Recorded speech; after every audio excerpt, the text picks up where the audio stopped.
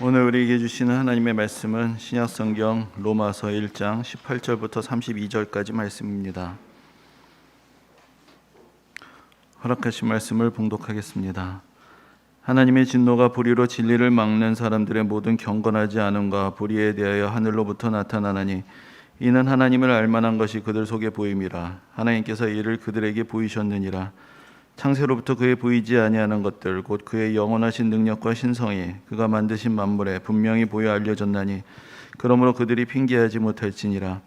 하나님을 알되 하나님을 영화롭게도 아니하며 감사하지도 아니하고 오히려 그 생각이 허망하여지며 미련한 마음이 어두워졌나니 스스로 지혜 있다 하나 어리석게 되어 썩어지지 아니하는 하나님의 영광을 썩어질 사람과 새와 짐승과 기어다니는 동물 모양의 우상으로 바꾸었느니라. 그러므로 하나님께서 그들을 마음의 정욕대로 더러움에 내버려 두사 그들의 몸을 서로 욕되게 하게 하셨으니 이는 그들이 하나님의 진리를 거짓 것으로 바꾸어 피조물을 조물주보다 더 경배하고 섬김이라. 주는 곧 영원히 찬송할 이시로다. 아멘.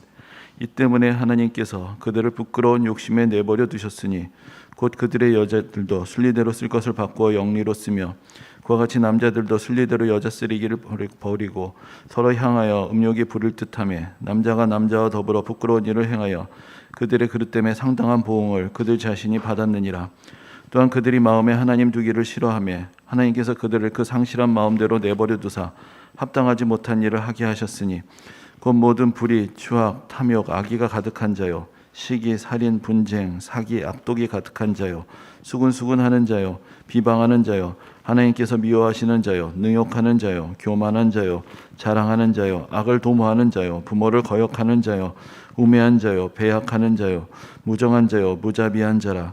그들이 이같은 일을 행하는 자는 사형에 해당한다고 하나님께서 정하심을 알고도 자기들만 행할 뿐 아니라 또한 그런 일을 행하는 자들을 옳다 하느니라. 아멘.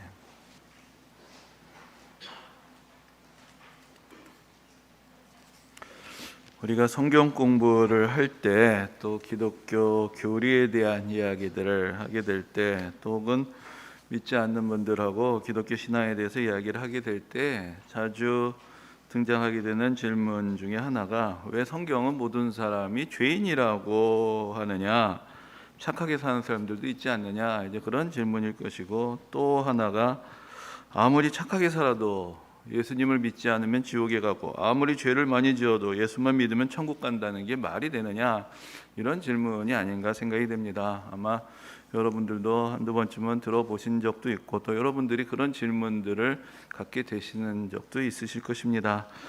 근데 우리가 성경을 천천히 읽어가다 보면은 사실은 성경 전체에서 모든 인간이 다 죄인이라고 강조하는 내용들이 그렇게 많지는 않습니다. 그리고 하나님을 모르는 이방인들 가운데에도 비교적 선한 사람들이 있다. 이것도 이미 성경 안에 여러 번 기록이 되어 있습니다. 창세기를 보면은 여러분들 다 잘 아시는 이야기지만은 이제 중요한 인물 중에 하나의 요셉이라는 사람이 있습니다. 근데 요셉이 그 형들의 시기로 애굽으로 종으로 팔려가서 많은 고생을 겪게 되는데 이제 결정적으로 전환이 극적인 반전이 일어나게 되는 것이 이제 애굽의 왕, 그 바로라고 불리는 애굽의 왕의 그 꿈을 이렇게 풀어주면서 이제 그가 또 바로 애굽의 왕에 의해서 인정을 받고 그래서 애굽의 총리가 되는 이제 그런 장면이 나오게 됩니다. 그래서 바로 이방 왕인 애굽의 왕이 그 하나님이 함께 하시는 요셉의 진가를 알아보았던 것이죠. 그리고 또한 이제 요셉의 가족들이 그 애굽 땅으로 찾아오게 되었을 때 또 호의를 베풀어서 고센이라는 땅에서 살게 허락을 해주는 이제 그런 모습을 볼 수가 있습니다. 또 이와 비슷한 이야기가 이제 뒤에 또 다니엘이라는 사람과 관련해서도 나오는데 이제 다니엘이 이제 바빌론으로 포로로 끌려간 사람들 중에 있을 때 또 특별히 선택을 받아서 또 특별한 대접을 받고 교육을 받게 됩니다. 그러다가 이제 그 바빌론의 느부갓네살 왕의 또 꿈을 이렇게 풀어주게 되는 이제 그런 그 일이 나오게 되는데 거기에서도 보면은 이 느부갓네살 왕이 이 다니엘 안에 있는 지혜를 높이 사서 그 여러 그런 학자들보다 더 높여서 또 바빌론 전체를 이렇게 관장할 수 있는 그런 역할을 맡기는 이제 그런 모습도 볼 수가 있습니다. 또 다니엘은 다리오라는 왕에 의해서도 상당히 총애를 받게 됩니다. 또 이스라엘 역사의 어떤 황금기라고 할 수 있는 이제 다윗과 솔로몬의 시대에 이제 성전을 짓게 될 때 그때 다윗과 솔로몬과 함께 이스라엘과 이제 이웃에 있었던 그 이스라엘 바로 이웃에 두로라는 나라가 있었는데 그 두로의 왕 히람이라는 사람이 상당히 그 좋은 관계를 맺고 이스라엘 성전을 건축할 때 성전의 건축의 자재가 되는 목재들과 또 석수와 또 목수들을 공급해주는 이제 그런 이야기들도 성경에 기록이 되어 있습니다. 그리고 여러분들도 잘 아시는 이야기지만은 솔로몬 하면 빠지지 않고 등장하는 사람이 바로 시바 여왕이라는 사람인데 그 먼 이방 땅에서부터 지혜를 듣기 위해서 또 솔로몬을 찾아오는 그런 모습도 보여주고 있습니다. 이런 사람들은 다 이방 왕들인데 이들은 이스라엘 백성들에게 호의를 베풀기도 하고 또 하나님께서 함께 하시는 사람들을 알아보고 그들을 인정해 주기도 합니다. 하나님의 백성들이 성전을 짓도록 도움을 주기도 하고 또 진리에 대한 갈망을 가지고 지혜를 들으러 먼 길을 찾아오기도 합니다. 또 바울이 복음을 전하러 다닐 때에도 신약 성경의 사도행전의 기록들을 보면은 오히려 로마의 백부장이 또 바울의 생명을 지켜주기도 하고 또 유대인들에 의해서 바울이 고발을 당했을 때 그 법정에서 그 로마에서 임명한 총독이 또 바울을 고발하는 유대인들을 법정에서 내쫓고 오히려 바울의 편을 들어주기도 하는 이제 그런 모습들도 다 성경에 이미 기록이 되어 있습니다. 성경 곳곳에서 하나님을 알지 못하지만 그렇지만 악하다고만은 볼 수 없는 상당한 분별력과 식견을 가지고 양심적으로 판단하는 그런 사람들의 모습들을 찾아볼 수 있습니다. 그렇기 때문에 기독교 신앙에서 원죄를 이야기하고 모든 사람이 죄인이라고 하는 것은 인간에게 어떤 선한 것도 찾아볼 수 없다고 단정짓고 우기는 것이 아닙니다. 성경은 하나님께서 인간을 하나님의 형상으로 지으셨다는 것을 또한 가르쳐주고 있기 때문에 오히려 모든 사람들에게 다소간 하나님의 선하심의 그림자들을 찾아볼 수 있는 그런 가능성들도 열어주고 있는 것입니다. 성경의 인간의 죄에 대해서 이야기하는 것은 어떤 겉으로 드러나는 현상에 대해서 이야기하는 것은 아닙니다. 인간 존재에 더 깊이 있는 근원과 거기에 있는 문제에 대해서 이야기를 하는 것입니다. 인간은 하나님의 형상으로 지음을 받았기 때문에 본래는 선하게 창조되었습니다. 근데 인간의 선함의 근원은 바로 선하신 하나님께 있는 것입니다. 인간이 하나님으로부터 등을 돌리고 그러므로 모든 선의 근원으로부터 스스로 끊어져 나갔기 때문에 인간에게서 아름다움을 찾아볼 수 있다고 하더라도 그 아름다움은 그 근원으로부터 떨어져 나온 아름다움이 될 수밖에 없습니다. 그것은 비유하자면은 꽃병 속에 꽂혀 있는 꽃의 아름다움과 같은 것입니다. 분명히 아름다움이 있습니다. 그러나 이미 그 아름다움의 근원으로부터 끊어져 있는 것이고 그것은 결국은 마르고 시들 수밖에 없는 그런 아름다움이다. 이것이 인간의 비극적인 실존이다. 그것을 성경은 우리에게 가르쳐주고 있는 것입니다. 우리가 성경을 근거로 모든 인간이 죄인이라고 이야기를 할 때 가장 중요한 근거가 되는 말씀이 바로 로마서이고 특별히 오늘 본문인 이 로마서 1장의 후반부에서부터 이제 3장의 앞부분까지가 모든 인간이 죄인이다라는 것을 이게 논증하는 그런 내용들이 나옵니다. 근데 사실 로마서 전체에서 바울이 강조하고 있는 것은 인간이 죄인이다라고 집요하게 인간을 고발하고 인간을 죄의 권세 아래 하나님의 심판 아래 가두어 두려는 것이 아닙니다. 인간이 죄인이지만 그러나 이 인간을 사랑하시는 하나님의 사랑이 그만큼 더 크시다는 것을 보여주는 것이고 그래서 어떻게 인간들이 이 죄에서부터 구원을 받을 수 있는 것인가 그리고 구원을 받은 사람들이 하나님의 형상을 회복하여서 어떻게 이 세상 가운데서 선하고 아름답고 행복하게 살아갈 수 있는가 사실 그 길을 보여주고자 하는 것이 로마서를 저술한 더 근본적인 목적이 되는 것입니다. 그리고 앞에서도 말씀드렸지만 성경이 아무리 착하게 살아도 예수만 안 믿으면 지옥 간다고 협박하는 그런 책도 아닙니다. 오늘 본문에서 특별히 이 부분에 대해서 분명하게 이야기를 하고 있습니다. 아무리 착하게 살아도 예수를 안 믿으면 지옥에 가는 것이 아니라 하나님을 떠난 인간은 그 하나님의 거룩하심과 선함의 근원으로부터 떨어져 나왔기 때문에 결국 그 마음이 허망해지고 그 허망한 마음에 하나님 대신 우상을 섬기게 되고 결국은 하나님께서 금하신 악한 일들을 저지르게 되면서 하나님의 진노와 심판을 피할 수 없다는 것입니다. 아무 잘못도 없는데 하나님이 단지 당신의 아들을 믿지 않는다는 이유만으로 지옥불에 내던져 버리신다 그런 이야기를 하는 것이 아니라 하나님이 계신다는 것을 알면서도 이 세상에 하나님의 진리의 법도가 있다는 것을 알면서도 그것을 외면하고 모든 선함과 은혜의 근원이신 하나님으로부터 멀어진 그 허망하고 어두워지고 상실된 그 마음을 가지고 하나님이 아닌 다른 것들을 우상으로 섬기게 될 때 결국 인간은 죄를 짓게 되는 것이고 그러면 하나님의 심판의 대상이 되어버렸다. 이제 그것을 바울은 분명하게 우리에게 보여주고 있습니다. 사실 로마서는 인간이 죄인이라고 사람들을 그렇게 대단히 설득하려고 논증하지 않습니다. 사도 바울에게 있어서 인간이 죄인이란 것은 자명한 것이었고 왜 인간이 죄를 짓게 되는지 그것만이 이야기의 중심일 뿐입니다. 인간이 죄인이란 것은 오늘 본문에 있는 것처럼 죄의 목록을 보여주는 것만으로도 충분하다고 생각합니다. 그런데 왜 하나님께서 선하게 지으신 인간이 죄를 짓게 되었는가? 그것을 어떻게 설명할 것인가? 그 이유를 알아야 죄를 짓고 살아가는 인간이 다시 회복이 되어서 하나님의 은혜를 얻을 수가 있는 것이기 때문에 왜 죄를 짓게 되었나? 사실 그것이 사도 바울이 우리에게 설명해 주려는, 또 하나님 말씀을 통해서 우리에게 주시려는 그런 교훈이 되는 것입니다. 사도 바울은 단지 구약 성경만 열심히 연구하고 세상 돌아가는 것들을 모르던 그런 순진한 학자가 아니었습니다. 우리가 성경에서 잘 아는 것처럼 복음을 전하기 위해서 더 넓은 지역들을 다니면서 수많은 사람들을 만나고 그 가운데서 여러 가지 어려운 일들을 당하고 또 인간들이 저지르고 있는 여러 가지 행태들을 다 경험하고 목격한 사람이었습니다. 그렇기 때문에 바울이 인간의 죄에 대해서 이야기를 할 때 그것은 단지 어떤 신학적인 사변을 이야기하는 것이 아니라 인간들의 본성에 대한 그의 분명한 경험에서부터 나오는 것입니다. 바울은 개별적인 사례를 부정하려는 것이 아닙니다. 그러나 모든 인간이 처해 있는 큰 그림을 우리에게 보여주는 것입니다. 요즘도 가끔 비슷한 표현들을 사람들이 사용하는 것을 보는데 일종의 하나님을 떠난 인간의 삶이라는 것은 기울어진 운동장과 같다는 것입니다. 그래서 개별적인 인간의 선행이 없느냐? 있습니다. 그러나 결국은 인간들이 모두 죄악의 길을 향해서 미끄러지고 있는 그러한 현실, 그것이 바로 문제라는 것, 그러한 죄의 구조 안에 있다는 그런 인간의 모습을 보여주는 것입니다.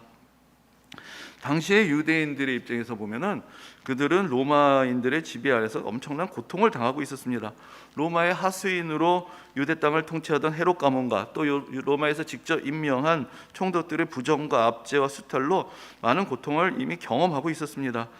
그렇기 때문에 사실 어떤 개별적인 한 사람 한 사람의 문제가 아니라 이방인들의 통치 그 자체가 유대인들에게 있어서는 시련과 고통의 근원이었습니다.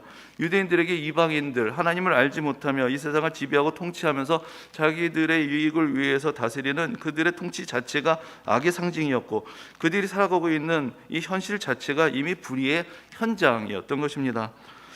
바울이 로마서를 기록하던 당시에 로마의 황제는 네로 황제였습니다. 그 당시 로마 제국이 지중해 유역의 넓은 지역을 차지하고 번영과 질서를 가져오고 있었지만 그러나 그 핵심부에서는 권력에 대한 욕망으로 얼룩져 있었고 수많은 비리와 부정들이 저질러지고 있었습니다. 네로는 어머니를 죽이고 아내를 죽이고 이복 형제를 죽이고 정적들을 제거하면서 권력을 독점하는 데 혈안이 되어 있었습니다. 그리고 로마에서 벌어진 대화재의 책임을 그리스도인들에게 뒤집어 씌우면서 박해를 주도하면서 자기의 책임을 인정하려고 하지 않습니다. 그러나 결국은 발라로 인해서 황제의 자리에서 쫓겨나고 비참한 최후를 맞이하게 됩니다.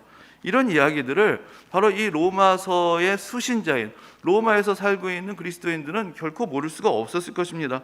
이 로마라는 거대한 제국, 어떻게 생각하면 새로운 문명의 상징과 같은 이 제국 이면에 감춰있는 인간의 모든 불의함과 뒤틀려진 욕망, 이것들이 빚어내는 비극적인 드라마, 그 이야기들 속에서 로마의 성도들은 살고 있었고 바울은 바로 그들에게 너무나 자명한 인간의 악의 문제를 상기시키면서 어떻게 우리가 이 악으로부터 벗어날 수 있느냐, 사실 그것을 가르치고자 했던 것입니다. 그 당시에 바울이 로마서를 기록할 때 이 유대인들의 사회도 들끓고 있었습니다. 많은 경건한 유대인들은 그 당시에 매우 종말론적인 사고를 가지고 있었습니다. 이 너무나 자명하게 불의한 세상, 이것을 하나님께서 언제까지 용납하실 것인가? 분명히 하나님의 불의한 이 세상에 대한 하나님의 심판은 가까웠다. 분명히 하나님께서 하나님의 백성들을 구원하시고 승리의 날을 주실 것이다라는 그런 기대를 가지고 있었습니다. 그들의 그 종말론적인 기대의 핵심에는 바로 하나님께서 보내실 메시아에 대한 그 소망함이 있었습니다. 그래서 하나님께서 보내셔서 이스라엘을 구원하실 메시아를 기다리고 메시아가 오심으로 모든 이 땅의 불의함이 또 깨어지고 그리고 하나님의 진정한 구원이 임하는 날이 올 것이다라는 것을 기대하고 있었습니다. 그래서 우리가 복음서를 보면은 세례 요한이 사역을 시작할 때나 예수님께서 사역을 시작하실 때나 많은 사람들이 찾아서 당신이 그 사람이냐, 당신이 메시아냐, 그것을 자꾸 묻고 찾고 있는 그런 모습들을 보게 됩니다. 그것이 이 세상의 분명한 악으로부터 구원을 받고자 했던 그런 사람들의 간절한 소망이었던 것입니다. 그러나 그러한 유대인들에 대해서 사실 로마서가 이야기하고 있는 또 중요한 의외의 관점은 이제 우리가 다음 시간에 조금 더 살펴보게 되겠지만, 바울이 유대인들도 이 세상의 악으로부터 면제시켜지지 않는다는 데 있습니다. 유대인들도 이방인들을 비난하고 그들을 악의 근원으로 몰아붙이지만 사실 죄의 문제에 있어서 유대인들 자신도 자유롭지 않다라는 것을 이야기하며 하나님 앞에서 모든 사람들이 죄인이고 모두가 다 하나님의 은혜와 긍휼의 대상이라는 것을 또한 전하고자 했던 것입니다. 우리가 원죄라는 말, 인간에게 근원적인 죄가 있다라는 말이 있고, 또 모든 인간이 죄인이라는 것, 사실 그것을 때로는 불쾌하게 생각하기도 하고 받아들이기 쉽지 않게 생각하기도 합니다. 근데 이제 미국의 신학자 레이놀드 니버가 이런 이야기를 했습니다. 원죄는 경험적으로 증명할 수 있는 유일한 기독교의 교리이다라는 그런 얘기를 했습니다. 쉽게 말하자면 이 세상을 살아보면 인간이 악하다는 것을 누구나 알 수 있다라는 것입니다. 리버가 살아가던 시대는 바로 2차 세계대전과 2차 세계대전이 연이어 일어나던 그런 시대였습니다. 그 시대에 활동을 하면서 또 여러 가지 저술을 했습니다. 그에게 있어서 인간의 악이라는 것은 지금 너무나 적나라하게 사람들 앞에 드러나 있는 그런 현실이었고, 누구도 인간이 악하다는 것을 부정할 수 없었던 것입니다. 우리가 왜 인간이 다 죄인이냐라는 그런 반발심을 갖게 되기도 하지만, 그러나 우리가 인생을 살아가면서 삶의 경험이 쌓이게 되면은 인간이란 것이 사실 그 속에서부터 얼마나 병이 들어있고, 이 세상은 물론이고 우리 자신도 얼마나 많은 결함이 있고 문제투성이인 것인지 절감하지 않을 수가 없습니다. 우리가 예수님의 그 사역에 대한 말씀 중에서 그 사람들이 가늠한 여인을 끌어서 예수님 앞에 데려고 오는 이제 그런 장면에서 보면은 예수님께서 너희 중에 죄 없는 자가 먼저 돌로 치라고 그렇게 말씀하시는 장면이 있습니다. 그때 그 성경의 표현을 보면은 어른들로부터, 나이 든 사람들로부터 젊은 사람까지 양심의 가책을 느끼고 한 사람씩 자리를 떠났다라고 그렇게 이야기를 합니다. 이 순서라는 것이 참 어떤 주는 의미가 있는 것이죠. 인생을 많이 살아본 사람일수록 그 안에 가책이 있더라는 것입니다. 내가 차마 돌을 들어서 저 사람을 정죄할 수 없는 자기 자신에 대한 경험이 쌓여 있었다는 것이죠. 저는 예수 안 믿는다고 왜 다 지옥에 간다고 하느냐, 그럼 그때 이제 자주 등장하는, 왜 이순신 장군도 지옥에 갔느냐, 세종대왕도 지옥에 갔느냐, 이런 얘기를 하는 것은 들어본 적이 있습니다. 하지만 예수 안 믿는다고 나같이 착하게 산 사람이 왜 지옥에 간단 말이냐라고 말하는 사람은 아직 본 적이 없습니다. 아직은 양심에 그만큼의 어떤 그 정직함이 있는 것입니다. 누군가 다 남의 이야기를 합니다. 저런 사람도 지옥에 가느냐, 저런 사람도 지옥에 가느냐라고 얘기하지, 나같이 깨끗하게 산 사람이 지옥에 간다는 말이냐라고 당당하게 이야기하는 목소리는 별로 들어본 적이 없습니다. 그리고 만약에 그렇게 큰 소리를 친 사람이 있다면 사실 그런 사람 더 조심해야 합니다. 그런 사람들 사실은 더 큰 문제가 있는 경우가 많습니다. 이 세상에 더 큰 악은 자기가 결백하다고 생각하고 자기가 절대적으로 옳다라고 생각하고 자기 자신을 성찰하지 못하는 그런 사람들에 의해서 저질러지기 때문입니다. 오히려 정말로 양심적으로 살아가고 있는 사람들은 늘 스스로에 대해서 부끄럽게 생각합니다.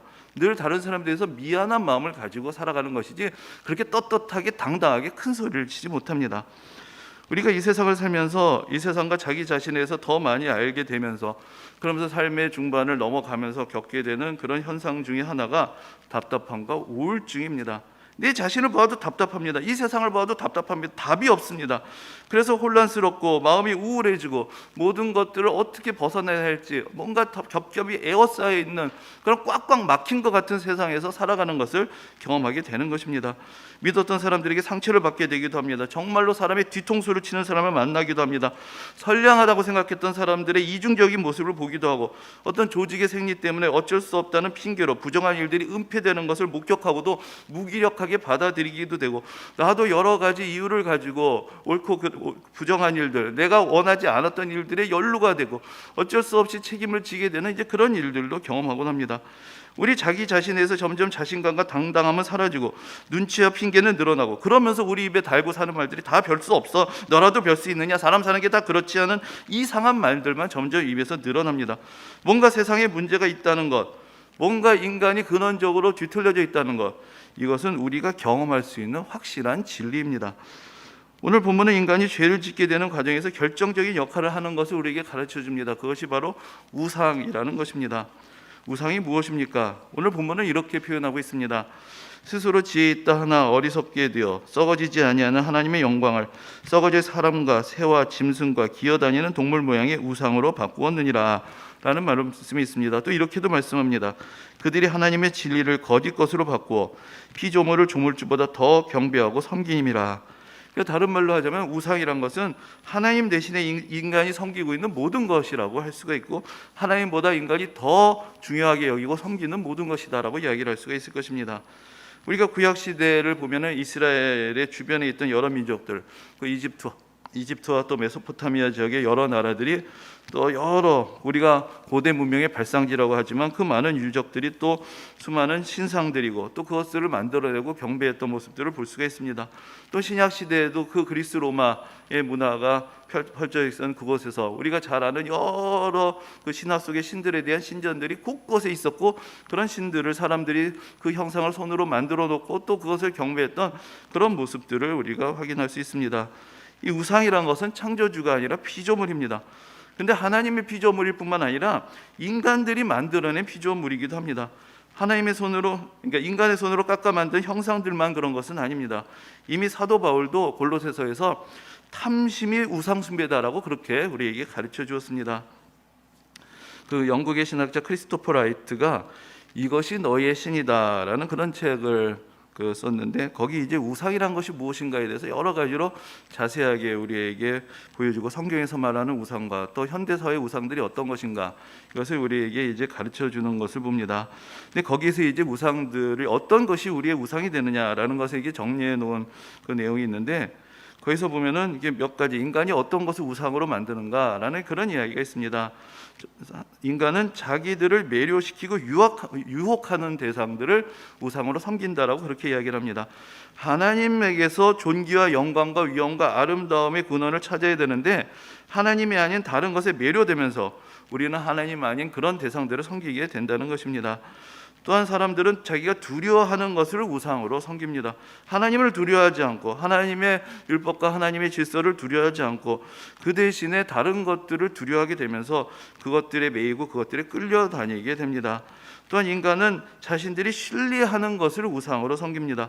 하나님을 신뢰하지 않고 그 대신에 하나님이 아닌 다른 것들을 신뢰하고 의지하면서 그것을 삶의 기준으로 삼고 옳고 그름의 근거로 삼게 되면서 우리는 하나님으로부터 멀어져서 잘못된 길을 가게 되는 것입니다. 그리고 인간은 자기들이 필요로 하는 것을 우상으로 섬깁니다. 하나님의 은혜로 만족하지 못하고 과장된 욕구의 허상에 이끌리면서 인간은 결국은 하나님 아닌 다른 것들을 또한 계속 섬기며 하나님으로부터 멀어져 가게 되는 것입니다. 저는 여기 하나를 더 추구하고 싶다라는 생각이 들었습니다.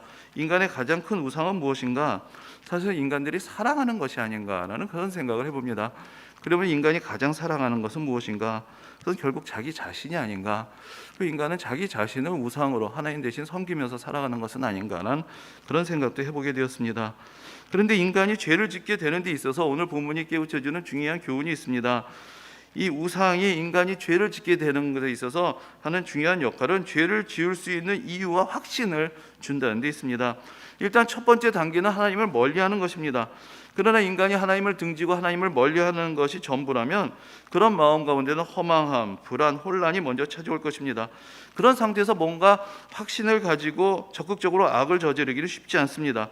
그런데 문제는 그러한 혼란의 상태를 견딜 수 없는 인간이 하나님께 돌아가서 믿음의 확신, 삶의 확신을 얻기보다는 하나님의 대체물을 찾고자 하는 데 있습니다.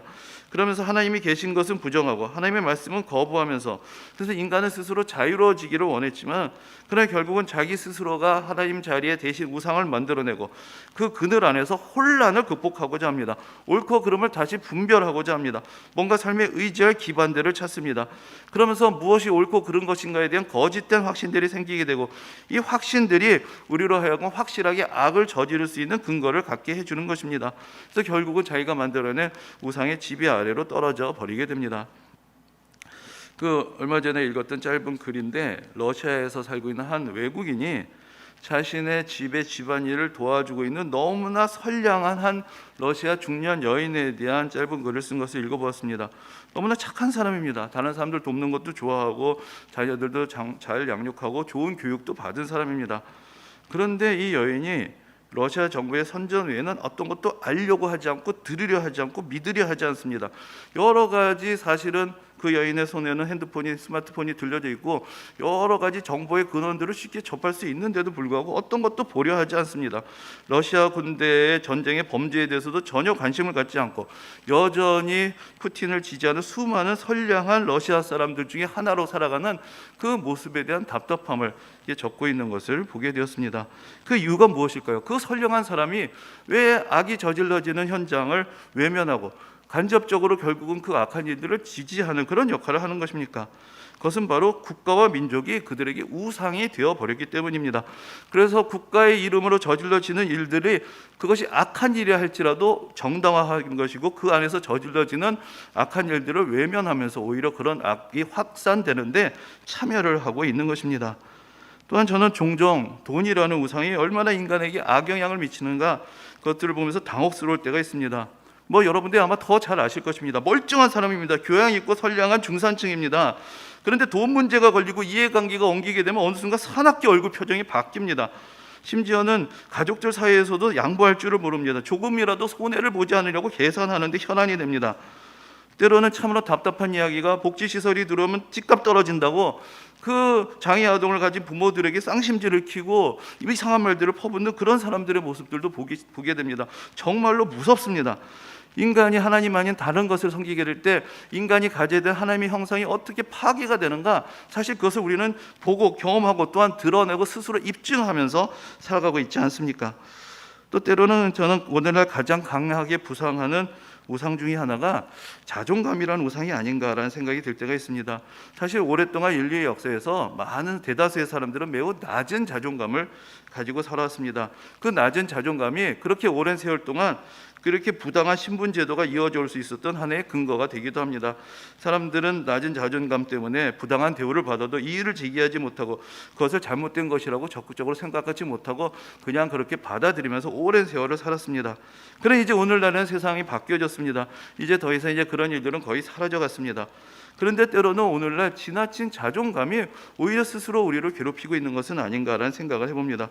다들 나는 이 정도는 살아야 되는 사람이라고 그렇게 생각하고 이 정도 대접은 당연히 받아야 하는 사람이라고 생각합니다. 그리고 그런 기대가 현실적으로 충족이 되지 않았을 때 어떤 집단적인 불만 속에서 살아가게 됩니다.